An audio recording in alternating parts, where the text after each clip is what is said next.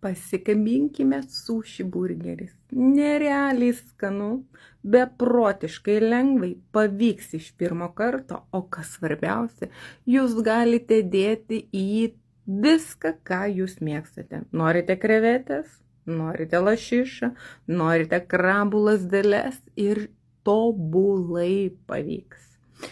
Aš imu lapą dumblio, blizgančią pusę apačioj, ryžiai turi būti pervirę ir jie turi kibti. Įpilu ryžių acto, dedu nedidelį sluoksnį, ant jo ištepu sūrio tepamo, po to dedu agurkiukus, avokadą, storai lašišos, bet jūs galite krevetės dėti, galite krabų lazdeles, agurkiukus, majonezą su kečupu ir ploną sluoksnį ryžių. Su vandenuku pašlapinu visus kraštus ir kaip vokelį suvynioju. Labai lengvai sukimba ir imame kitą lapą, vėl visą gerai sudrėkiname ir dar kartą vyniojam, kad vokelis neišsiskleistų. Plakinys kiaušinių, paskui panko džiūvėsėliai ir aliejus.